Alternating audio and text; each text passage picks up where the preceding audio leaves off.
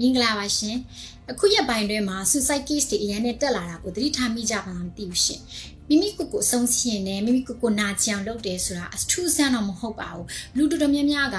စိတ်အရင်နဲ့ညစ်လာပြီးစိတ်ထွက်ပေါက်တစ်ခုအနေနဲ့ဖြစ်စေဒီလိုမျိုးစိတ်တွေမွန်းကျက်နေတဲ့အကြက်အတဲတွေခက်ခဲတွေမျိုးစုံကြုံတွေ့နေရတဲ့မြန်မာပြည်မှာဆိုလို့ရှိရင်ကျမတို့စိတ်ထွက်ပေါက်တစ်ခုအနေနဲ့အပြေရှာကြတာလည်းမဆန်းပါဘူးဒါမဆန်းမှုဆိုပေမဲ့လို့ကျမတို့မြန်မာလူမှုသားဝိုင်းတစ်ခုအနေနဲ့သတိထားရမယ့်အချိန်တစ်ခုရောက်ရှိလာပါပြီအဲဒါကြောင့်မို့လို့ကျမတို့အခုချိန်မှာ suicide prevention လုပ်ငန်းတွေကိုတွင်တွင်ကြဲကြဲလုပ်ကိုင်မှုအရင်နဲ့အရေးကြီးလာပါတယ် suicide prevention ကိုလုပ်တဲ့အခါမှာမိမိကိုယ်ကိုအဆုံးစီရင်ခြင်းတွေကိုကာကွယ်တားဆီးတဲ့အခါမှာကျမတို့ Juju safe space ကနေပြီးတော့ 24/7 24 နာရီစလုံး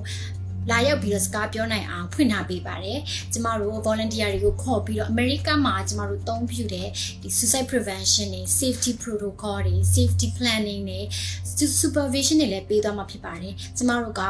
ဒီလုပ်ငန်းတစ်ခုကိုထိရောက်စွာအကောင့်ထဲပေါ်ဖို့အတွက်ကူညီလူတွေကိုကူညီတော့မယ်ဆိုလို့ရှိရင်ကျမတို့ဒီဘက် American နိုင်ငံမှာသုံးတဲ့ helpline system တွေအရာပေါ့နော်ကျမတို့သင်တန်းတွေပေးအောင်နေမကဘူးကျမတို့ရဲ့ volunteer တွေကို self care တွေလုပ်နိုင်ဖို့မိမိကိုယ်ကိုကာကွယ်နိုင်ဖို့အတွက် secondary trauma တွေမရသွားအောင် professional boundary တွေဘယ်လိုချရမလဲ safety planning တွေ safety protocol တွေကိုဘယ်လိုလိုက်နိုင်ရမလဲဆိုတဲ့စနစ်တကျနဲ့ကျမတို့ကတင်ကြားပို့ချသွားမယ်အပြင်ကျမတို့စီမှာအကူအညီလာတောင်းတဲ့သူတွေကိုလည်းတစ်ချိန်တစ်ခေါက်တည်းနဲ့ကူညီလိုက်တာမဟုတ်ဘဲနဲ့ရေရှည်မှာတည်တံ့ခိုင်မြဲတဲ့စိတ်ကျန်းမာရေးအားကောင်းတဲ့ system တစ်ခုဖြစ်အောင်လည်းကျမတို့စ조사အထောက်အပံ့မှာဖြစ်ပါတယ်ရှင်။အဲ့ဒီခါမှာကျမတို့ Juju safe space အဖွဲ့အစည်းလို့အဖွဲ့အစည်းတစ်ခုတည်းစိတ်ကျန်းမာရေးပညာရှင်တွေတစုံတစ်ယောက်ထဲကနေပြီးတော့ကူညီတဲ့အချိန်မဟုတ်ဘဲနဲ့ဒီကျမတို့ရဲ့မြန်မာ community ထဲမှာဝိုင်းဝန်းပြီးတော့တူလက်တွဲလှုပ်ဆောင်ရဖို့အတွက်ကူညီဖို့အတွက်တောင်းဆိုပါရစေရှင်။အဲ့လိုမျိုးကျမတို့က suicide prevention တွေလုပ်တဲ့အခါမှာကျမတို့ပထမဦးဆုံးအနေနဲ့အရေးကြီးတဲ့တစ်ချက်ကတော့ကျမတို့ negative stigma တွေဖြစ်တဲ့ဒီစိတ်ကျန်းမာရေးနဲ့ပတ်သက်တဲ့အဆိုးမြင်ဝါဒတွေကိုအတူတူထိုက်ပြကြရအောင်ဒီခါမှာကျမတို့ကဘာကိုနားလည်ရမလဲဆိုတော့ suicide ဒီလိုမျိုးအတွေးတွေဝင်နေမိကိုအဆုံးစီရင်ဖို့အတွက်အတွေးတွေဝင်နေဆိုတာစိတ်ကြယောဂလက္ခဏာရဲ့တစ်ခုဖြစ်ပါတယ်ဒီလိုမျိုးပဲကျမတို့ကနှလုံးယောဂတဲ့ကနှလုံးဖောက်ပြီးတော့ဆုံးသွားတဲ့အခါမှာသူ့ကိုအပြစ်မတင်တယ်လို့ပဲကျမတို့စိတ်ကြယောဂကြောင့်မိမိကိုယ်ကိုအဆုံးစီရင်မိလိုက်တဲ့သူတယောက်ကိုလည်းအပြစ်မတင်ဖို့အရေးကြီးပါတယ်နောက်တစ်ခုအရေးကြီးတဲ့တစ်ချက်ကပါလဲဆိုတော့မြန်မာနိုင်ငံလိုနိုင်ငံမှာ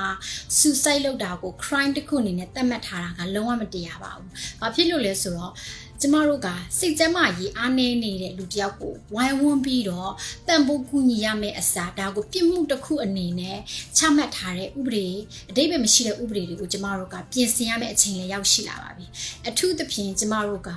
ဒီ mental health ကိုစိတ်ကျန်းမာရေးကို